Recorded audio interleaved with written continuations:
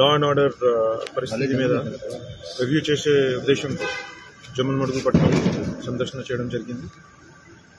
జమ్మలమడుగు నియోజకవర్గం సంబంధించిన పోలీస్ అధికారులందరినీ కూడా ఈరోజు సమీక్ష చేయడం జరిగింది.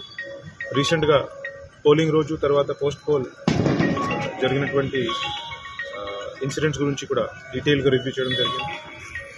కడప జిల్లా పోలీస్, ప్రత్యేకంగా జమ్మలమడుగు సబ్ డివిజన్ పోలీస్ చాలా చక్కచక్యంగా ఎలక్షన్ డ్యూటీ నిర్వహించారు. ఛాలెంజింగ్ సిచ్యువేషన్స్ ఉన్నప్పటికీ కూడా పర్సనల్ రిస్క్ మీద ప్రొఫెషనల్ కమిట్మెంట్తో పనిచేస్తూ ఏది కూడా అవాంఛనీయ సంఘటన జరగకుండా చూడగలిగారు. ఏదైతే ఇన్సిడెంట్స్ ఆ రోజు జరిగినాయి దానిపైన కూడా చట్టపరమైన చాలా స్ట్రాంగ్ యాక్షన్ తీసుకోవడం జరిగింది.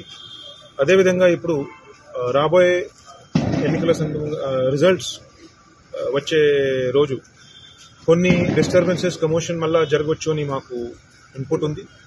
దాన్ని కూడా మనం ఇప్పటి నుంచి స్పెసిఫిక్గా దాని గురించి ప్లానింగ్ చేస్తూ బందోబస్తు మనం డిసైడ్ చేస్తున్నాం. ముఖ్యంగా ఇందులో 2-3 అంశాలు అందరూ కూడా రాజకీయ నాయకులు మరియు పబ్లిక్ సభ్యులు పాటించుకోవాల్సింది. నెంబర్ 1 ఏంటంటే from 1st of June to 6th of June, from 1st of June to 6th of June చాలా జాగ్రత్తగా ఉండాల్సింది.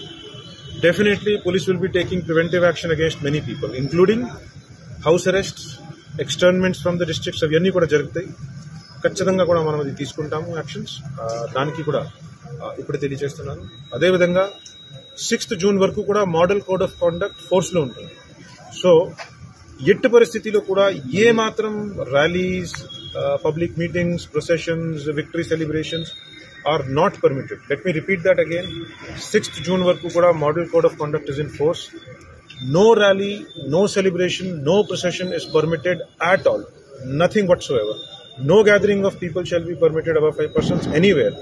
So we will be maintaining a curfew kind of a situation in Jammalmadu town and other areas of the constituency where we feel or we have information that disturbance జరిగే అవకాశం ఉంది.